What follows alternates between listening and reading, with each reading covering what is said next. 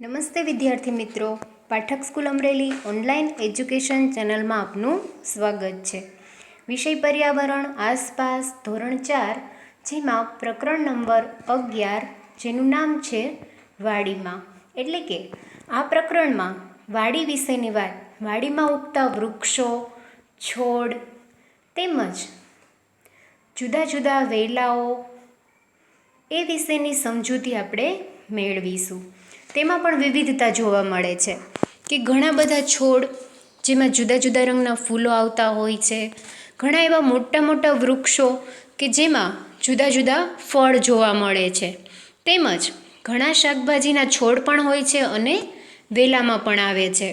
ઘણા ફૂલો છે એ પણ છે એ વેલમાં આવતા હોય છે. તો આ વિશેની સમજ આપણે મેળવવાની છે. તેમજ અનાજ અને કઠોળ કે જે વાડીમાં ખેતરમાં તેનો પાક લેવામાં આવતો હોય છે, ઉગાડવામાં આવતા હોય છે, તો એના વિશે પણ આપણે છે એ માહિતી મેળવીશું. તો ચાલો આપણે આ પાઠની શરૂઆત કરીએ. જેમ તમે વિદ્યાર્થી મિત્રો ચોથા ધોરણમાં છો, એવી જ રીતે રતન પણ ચોથા ધોરણમાં ભણે. હવે એને શાળામાં રજા હોય છે, એટલે રજાઓમાં એ દાદા સાથે ગામડે ગઈ. હવે ગામડામાં તો છે એ બધા લોકો પાસે છે એ ખેતર હોય છે, વાડી હોય છે, અને એ પોતાની વાડીમાં જુદો જુદો પાક ઉગાડતા હોય છે. તો રતન પણ છે એને દાદાની સાથે જ્યારે ગામડે જાય છે, ત્યારે દાદા એકવાર સવારે તેને વાડીમાં લઈ ગયા.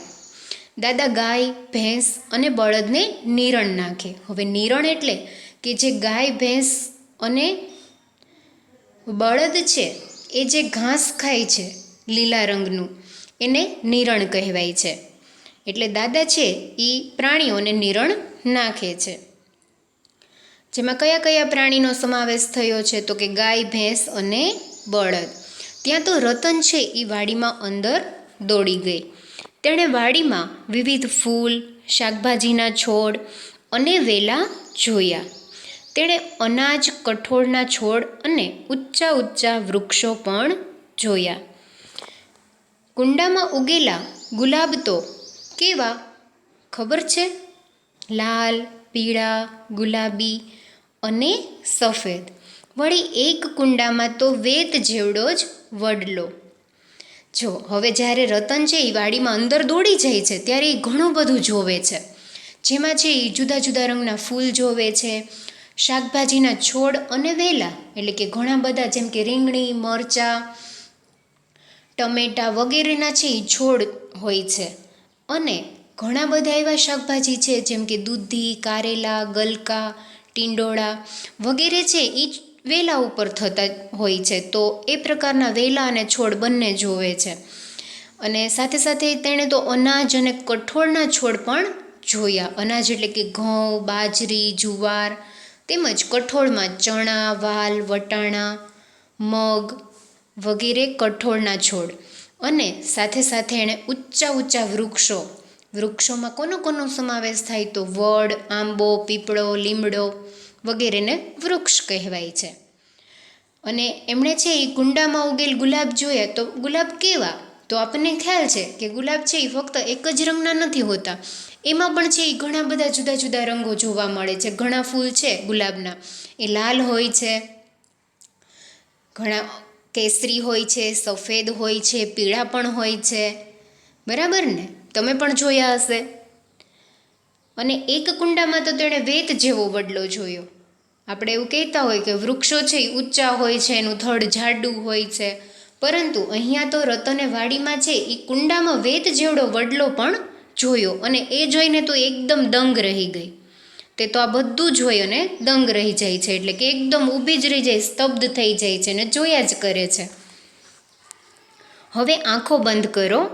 જો અહીંયા વિદ્યાર્થી મિત્રો એક પ્રવૃત્તિ આપવામાં આવેલી છે, જેમાં તમારે બંને આંખો બંધ કરવાની છે અને એક અનુમાન કરવાનું છે કે તમે કોઈ આવી જગ્યાએ છો એવું અનુમાન કરો, કે તમે કોઈ છે વાડી, ખેતર ત્યાં ગયા છો. ત્યાર પછી તો તમને કેવું લાગશે? ત્યાં તમને કયું ગીત ગાવાનું મન થશે? એ વિશે તમારે આંખ બંધ કરી અનુમાન કરી અને કહેવાનું છે. ચોક્કસથી તમે આ પ્રવૃત્તિ કરજો. તમને જે ગીત ગાવાનું મન થાય ગીત ગાજો અને તમને કેવું લાગે છે એ પણ અનુભવ મેળવજો. ત્યાર પછી પ્રશ્ન પૂછવામાં આવેલો છે કે તમે ક્યારેય કોઈ જગ્યાએ જાત જાતના ફૂલો એકસાથે ખીલેલા જોયા છે? ક્યાં? તો ઘણી બધી જગ્યાએ તમે જોયા હશે, જેમ કે બાગ બગીચામાં, ખેતર, વાડી કે કોઈ અન્ય જગ્યાએ તમે મુસાફરી કરી હોય તો ત્યાં. બરાબર, એ મુજબ તમે આનો જવાબ લખજો. ત્યાર પછી છે બીજો પ્રશ્ન, તમે જુદા જુદા રંગના કેટલા ફૂલ જોયા છે? તેમના રંગના નામ લખો. હવે ઘણા બધા ફૂલો હોય છે કે જે જુદા જુદા રંગના હોય છે. એક જ ફૂલ પણ જુદા જુદા રંગનું હોય છે, જેમ કે આપણે ગુલાબની વાત કરી, એવી જ રીતે જાસૂદનું પણ છે લાલ રંગનું ફૂલ હોય, ઓરેન્જ કલરનું હોય, સફેદ કલરનું પણ હોય છે. બરાબર, તો એવી જ રીતે છે એ જુદા જુદા રંગના કેટલાક ફૂલ તમે જોયેલા હોય એ રંગના નામ તમે લખજો, જેમ કે લાલ, ગુલાબી, પીળો, જેમ કે ગલગોટા છે એ પીળા રંગના હોય છે. ત્યાર પછી ગુલાબ છે એ ગુલાબી રંગનું હોય છે, લાલ રંગનું પણ હોય છે, જાસૂદ પણ લાલ રંગનું હોય છે. એવી જ રીતે ટગર, બારમાસી, ચંપો, ચમેલી વગેરે તમે જે ફૂલ જોયા છે એના નામ તમારે લખવાના છે. રંગના નામ ખાસ કરીને લખજો. ફૂલના નામ અને રંગના નામ લખો તો પણ ચાલશે. તમારા ઘરમાં એવી કોઈ વસ્તુઓ છે જેના પર ફૂલોની ભાત બનેલી છે? હવે ઘરમાં છે ઘણી બધી એવી વસ્તુઓ હોય છે કે જેમાં છે આપણને ફૂલોની ભાત જોવા મળતી હોય છે. હવે તમારે તમારા ઘરમાં શોધવાનું છે કે કઈ કઈ વસ્તુ પર ફૂલોની ભાત હોય છે. જેમ કે પડદા છે, ઓછાળ, ચાદર, સાડી વગેરેમાં છે એ આ પ્રકારની ભાતો જોવા મળતી હોય છે. જો અહીંયા પણ એ જ પ્રકારે આપેલું છે, જેમ કે કપડાં, ચાદર, કુંજાઓ વગેરેમાં અહીં આવી જ એક ભાત બતાવી છે, તે જુઓ. હવે અહીંયા છે એ ફૂલોની ભાતવાળું એક ચિત્ર આપેલું છે. આ ચિત્ર છે એ કચ્છના લોકો દ્વારા ભરત ગૂંથણ વડે તૈયાર કરેલ છે અને એ છે ચાકડાનું ચિત્ર. એટલે કે ઘરમાં સુશોભન માટે જે ચાકડા લગાડવામાં આવે છે એ ચાકડાનું ચિત્ર અહીંયા આપેલું છે. તેમાં ફૂલો વગેરેની સુંદર ભાત ખૂબ ઝીણવટથી કરવામાં આવે છે. આ ઉપરાંત અહીં ઓશિકાના કવર, પાકીટ, બગલ થેલા, થેલીઓ ઉપર પણ ભાત તૈયાર કરાય છે. એટલે કે બીજી અન્ય વસ્તુઓ પણ છે એ કચ્છના લોકો દ્વારા ભરત ગૂંથણથી બનાવવામાં આવતી હોય છે, જેમ કે અહીંયા આપી છે એ પ્રમાણે. અને એમાં પણ છે એ આ પ્રકારની ફૂલોની, પાંદડાની એવી જુદી જુદી ભાતો છે એ જોવા મળતી હોય છે. હવે આ ભાત તમે જોઈ એના જેવી જ ભાત છે એ તમારે તમારી નોટબુકમાં દોરવાની છે અને સાથે સાથે તેમાં રંગ પણ પૂરવાનો છે. તો ચોક્કસથી તમે છે એ આ ભાત બનાવવાનો પ્રયત્ન કરજો અને સરસ મજાનો રંગ પણ પૂરજો. ત્યાર પછી જેમ રતને જુદા જુદા ફૂલ જોયા તેમ તમે પણ જોયા હશે, બરાબર ને? તમે પણ ઘણા બધા ફૂલો છે એ જોયા હશે, જેમ કે તમારા ઘરના આંગણામાં, બાગ બગીચામાં, કોઈ અન્ય જગ્યાએ, રસ્તા પર. તો તમે જે ફૂલો જોયા છે, બરાબર, એ વિશે તો તમે ચોક્કસથી છે એ લખજો. પણ અહીંયા કેટલાક ફૂલોના ચિત્ર આપ્યા છે. જે ફૂલને તમે ઓળખો છો તેની સામે તમારે સાચાની નિશાની કરવાની છે અને તે ફૂલનું નામ પણ લખવાનું છે. એટલે કે જો જે ફૂલને તમે ઓળખી જાઓ એમાં તમારે સાચાની નિશાની કરી, જો એ તમે જોયેલા હોય અને તમે એનું નામ જાણતા હોય તો તમારે એમાં સાચાની નિશાની કરવાની છે. તો ચાલો આપણે આ ફૂલો વિશે સમજૂતી મેળવીએ. આમાંથી ઘણા બધા ફૂલો છે એ તમે ઓળખી શકશો, બરાબર? અને ઘણા ફૂલો ઓળખવામાં થોડી મુશ્કેલી પણ પડશે, પણ હા, થોડું વિચારશો અથવા તો તમે પ્રયત્ન કરશો કે આવા ફૂલો ક્યાં છે એમ, તો તમે તમારી આસપાસ કેવી રીતે તમે શોધશો તો ચોક્કસથી તમને મળી જશે કે હા, આ ફૂલનું નામ શું છે, એ કેવા રંગનું હોય છે, જે તમારી ચોપડીમાં આપેલું છે એ જ ફૂલ છે કે નહીં, બરાબર ને? તો અહીંયા આપેલું જે પહેલું ફૂલ છે એ છે જાસૂદનું ફૂલ. જો તમે ઓળખી શક્યા હોય તો તેમાં તમારે સાચાની નિશાની કરવાની છે અને નીચે લીટી આપેલી છે એમાં લખજો જાસૂદ. ત્યાર પછીનું બીજું ફૂલ છે તે તો તમે બધા ઓળખો છો, એમાં સાચાની નિશાની કરો બોક્સમાં. તેનું નામ લખો ગુલાબ. ત્યાર પછીનું ત્રીજું ચિત્ર, એમાં સાચાની નિશાની કરો અને તેનું નામ છે સૂરજમુખી. ત્યાર પછી નીચેની લાઈનમાં કે ઘણા બધા ફૂલ આપેલા છે એ છે ગલગોટો. જો તમે ઓળખી શક્યા હોય તો તમારે બોક્સમાં સાચાની નિશાની કરવાની છે અને નીચે તેનું નામ લખજો, ગલગોટો છે. ત્યાર પછીનું પાંચમું ચિત્ર જે છે સફેદ રંગના ફૂલો છે, થોડું પીળાશ પડતી એમાં શેડ આપવામાં આવેલ છે, એ છે ચંપો. ત્યાર પછીનું છઠ્ઠું ચિત્ર જેમાં 5 પાંખડીવાળા સફેદ રંગના ફૂલ છે અને થોડા નાના ફૂલ છે, તો એ છે તગર. એનું નામ છે તગર. ત્યાર પછીનું જે ફૂલ છે 7મા નંબરનું ફૂલ જે છે બારમાસી. તમે જોઈ હશે બારમાસીનું ફૂલ, ત્યાં તમે સાચાની નિશાની કરજો. ત્યાર પછી છે રાતરાણી, કે જેના ફૂલ છે એ રાત્રે ખીલે છે અને ખૂબ જ સુગંધ છે એ એમાં આવતી હોય છે. જેમ કે ઝાડ દૂર હોય તો પણ એની સુગંધ છે એ દૂર સુધી છે એ આપણને જોવા સૂંઘવા મળતી હોય છે.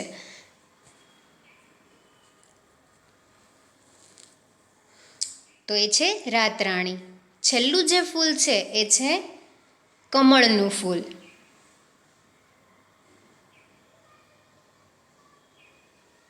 તમે કોઈ સરોવર કે તળાવ કે એવી જગ્યાએ ફરવા ગયા હોય, બોટમાં બેઠેલા હો, તો તમને કાદવમાં કમળ છે એ જોવા મળે.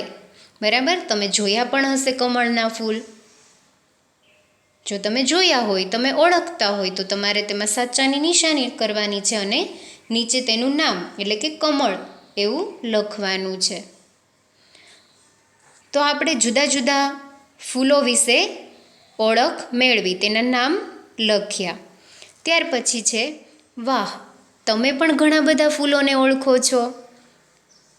હવે અહીં ઉપર આપેલા ચિત્રો સિવાયના તમે બીજા જે ફૂલો જાણતા હોય તેવા બીજા 2 નામ કોષ્ટકમાં લખો.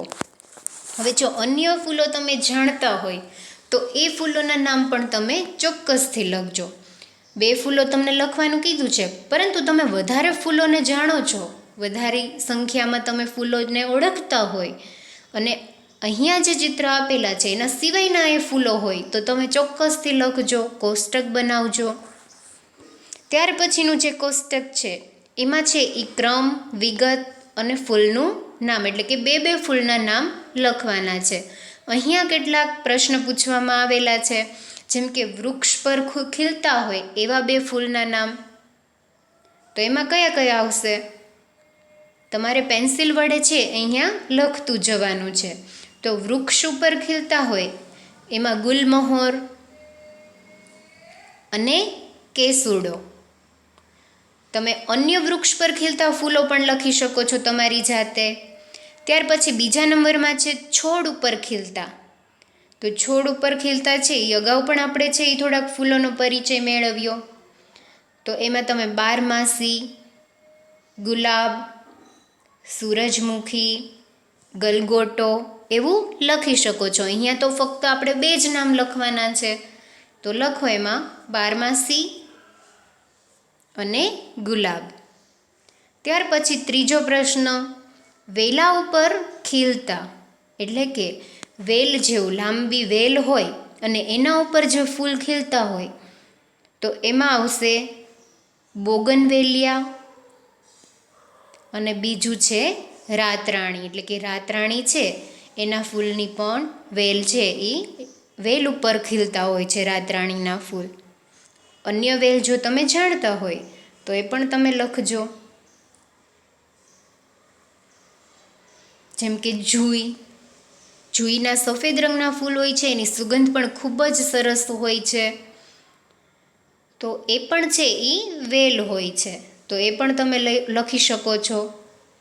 ત્યાર પછી ચોથું છે પાણીમાંના છોડ પર ખીલતા, તો એમાં એક તો કમળ અને બીજું છે કુમુદિની, કે જે પણ પાણીમાંના છોડ પર ખીલે છે. ચોથામાં લખજો કમળ અને કુમુદિની.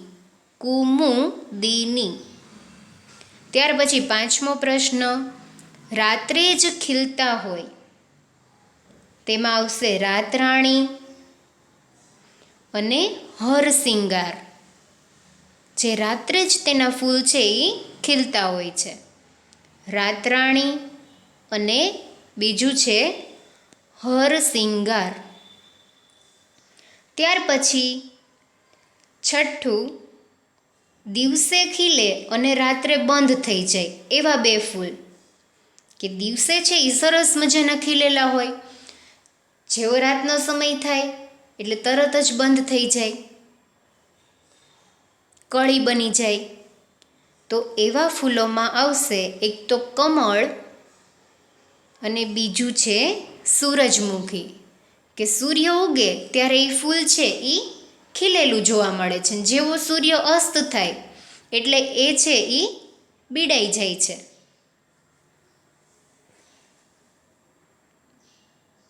ત્યાર પછી સાતમું, સુગંધ માત્રથી ઓળખી શકાય તેવા, તો એમાં ગુલાબ, રાતરાણી, જુઈ, મોગરો, આ રીતે તમે કોઈ પણ બે નામ લખી શકો છો. તો લખો એમાં ગુલાબ અને રાતરાણી. ત્યાર પછી આઠમો પ્રશ્ન, આખું વર્ષ ખીલેલા રહે તેવા ફૂલ, તો તેમાં આવશે ગુલાબ અને ગલગોટો, કે જે આખું વરસ છે એ ખીલેલા રહે છે, ગુલાબ અને ગલગોટો.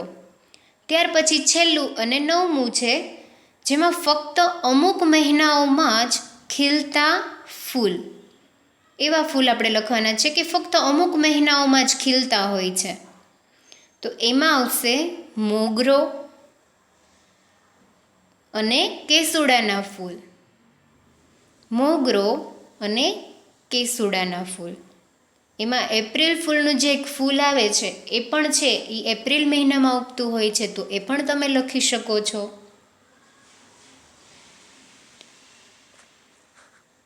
તો ચોક્કસથી તમારે કોષ્ટકમાં બે ફૂલોના નામ લખાઈ ગયા હશે. ત્યાર પછી તમે તો ઘણી જાણકારી ધરાવો છો, તો એ કહો કે એવા કોઈ વૃક્ષો અથવા છોડ છે જેને ક્યારેય ફૂલ આવતા જ નથી, તે શોધો અને નામ લખો.